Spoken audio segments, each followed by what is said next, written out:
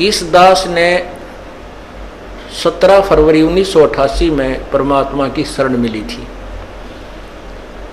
और उस दिन के बाद 6 वर्ष 1994 तक दास ने जेई की पद पर सर्विस की। काम करते, अपनी ड्यूटी करते करते भी हम भक्ति करते हैं। हमारा रूल यही है, काम भी करो भगवान ना भूलो, बुराई छोड़ दो। लेकिन 1994 में परमात्मा ने आदेश दे दिए गुरु महाराज ने कि तू इस काम ने संभाल। अब गुरु की आज्ञा का अवहेलन करना भगत का काम नहीं होता। जो गुरु वचन पर डट गए कट गए फंद 84 के। भाई जो गुरु वचन पर डट गए कट गए फंद 84 के। और उन्होंने अचानक मुझे बुलाकर पास बैठा लिया, कहने लगे आज से तू नाम दिया करेगा और जितने भी वर्तमान संगत थी सबको कह दिया और सबको बता देना कि जो इसको गुरु नहीं मानेगा वो मेरा कुछ नहीं होगा। मेरे पसीने आ गए कि मैं तो 2 कौड़ी का जीव, एक मजदूर आदमी, और परमात्मा ये इतना बड़ी जो है ना, इतना बड़ा जिम्मेवारी का काम। और उनके पुराने पुराने भक्त निरे थे, लाल कपड़े पहन कर बाबा जी भी बन रहे थे, उनके साथ रहा करते। उनको सबको निकाल दिया था उनकी त्रुटियां देख देख कर। हमने नहीं पता था कि हो रहा है, क्या इनका मालिक का उद्देश्य है। जब वो 104-5 साल की उम्र थी उस महापुरुष की, हमारे पूज्य गुरुदेव की,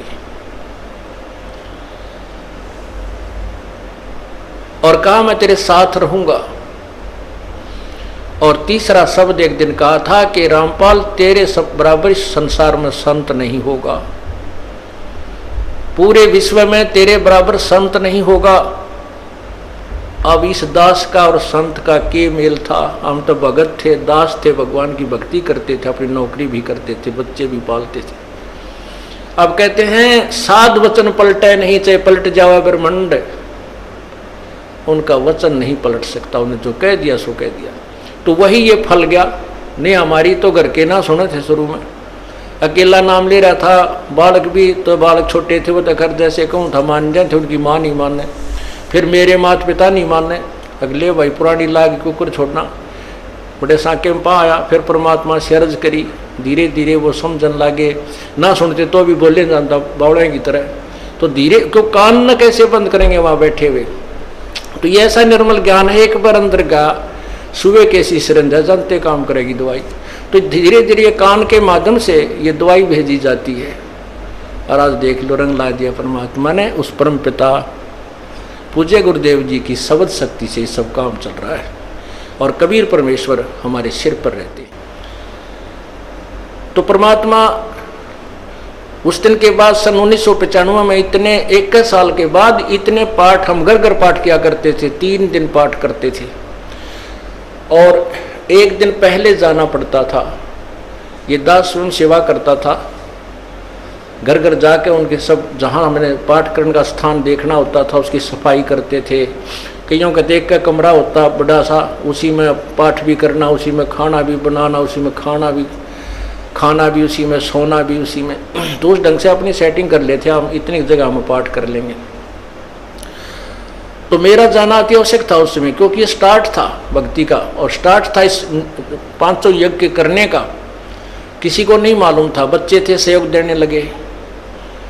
और धीरे धीरे फिर वो क्या हुआ कि इतने पाठ हो गए कि मुझे नौकरी, पहले तो क्या करता था, शुक्रवार को पाठ प्रारंभ किया, शुक्र शनि ड्यूटी करके सामने चले जाते बृहस्पतिवार को, शुक्रवार को रात में तैयारी करते, शुक्रवार को शनिवार को अब पाठ प्रारंभ करके अपनी नौकरी पर चला जाता, फिर शाम ना आ लेता, शनिवार इतवार की छुट्टी हो जाती। काम चल रहा था वो हफ्ते हफ्ते में हुए, फिर होने लगे डेली।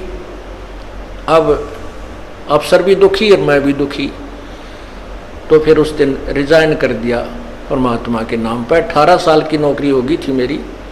हालांकि कुछ और भी हमारे साथी कह रहे थे भाई अभी 2 साल और डट जाओ आपकी पेंशन बन जाएगी। वाह भैया पेंशन तो करा कितनी बार होगी, जो पेंशन ई बनेगी ना या कद्दे नहीं बनी थी या असंख्य जन्मों की पेंशन बन जाएगी। तो वो तो इस बात को नहीं समझे थे, उन्हें तो मुझे मूर्ख ही समझा। और दास की सौभाग्य था कि मुझे नौकरी या मजदूरी मिल गई भगवान की। और उसकी पुण्यात्माओं को दलदल से निकालने की।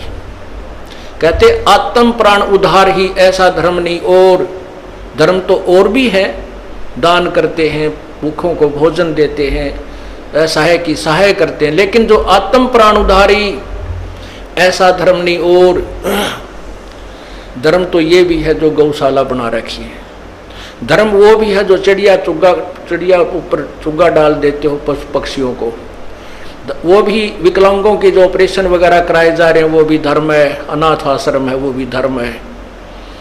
लेकिन जो आज गऊ हैं उनकी सेवा कर रहे हैं, अच्छी है, क्योंकि कोई भी प्राणी है, चाहे भैंस है, पशु है, कोई किसी प्रकार का, सबकी सेवा हमने इसी दृष्टिकोण से करनी चाहिए, क्योंकि सब में एक जैसा जीव है, वो भी धर्म है।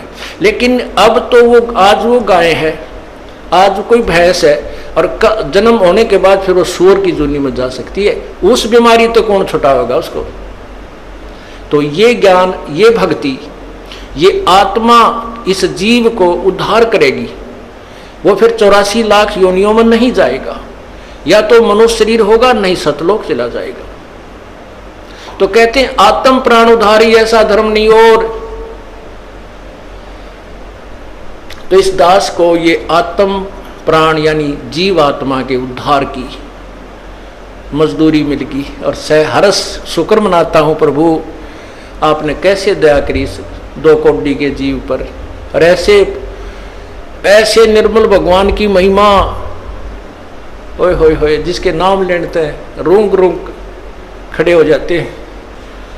उसके बाद परमात्मा की ऐसी महिमा हुई, अब मुझे इतनी खुशी होती है।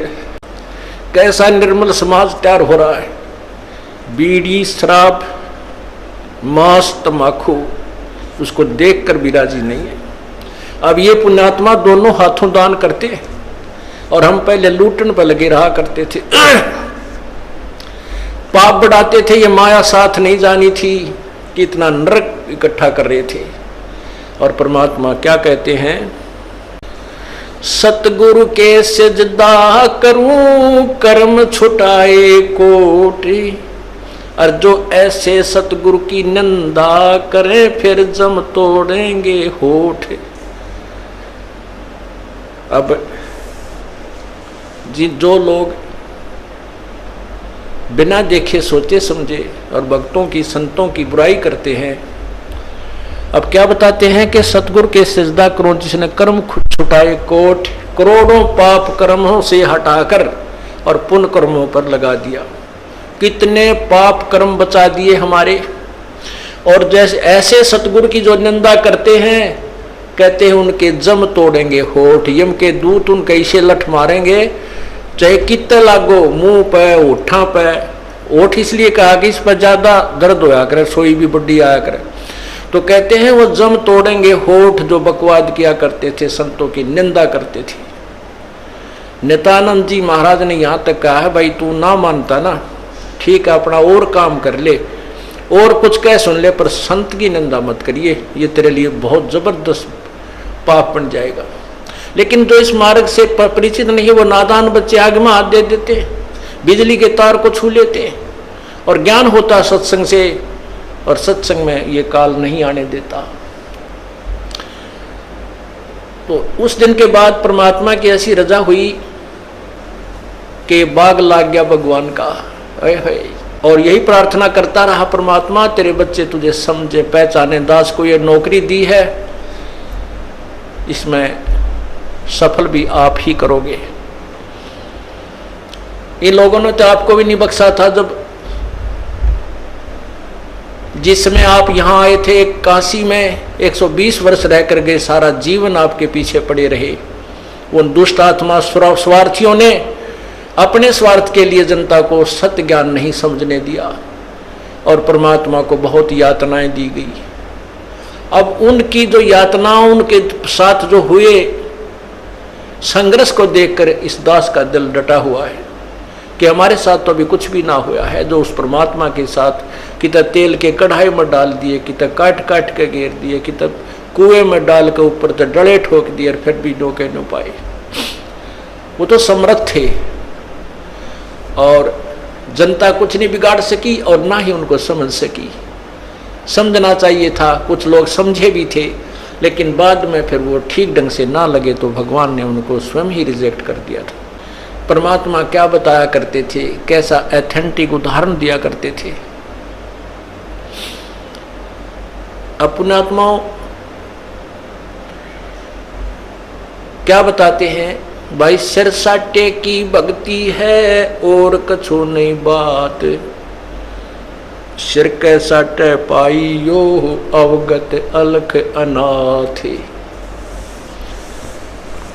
अब शीश कैसे देना है, शीश ये नहीं भाई काट के सिर चढ़ा दे भगवान के चरणों में, ऐसे नहीं। जैसे आपको परसों के सत्संग में सुना था कि गुरुदेव को समर्पण कर दिया जाए। समर्पण का अर्थ यह है कि जो आज्ञा दे वही की जाए, चाहे वो बुरा लग रहा है चाहे अच्छा लग रहा है, उसमें हमारा हित है, अति हित होता है। और संत क्या कहते हैं, भाई बीड़ी शराब मांस तम्बाकू ये मत पीना।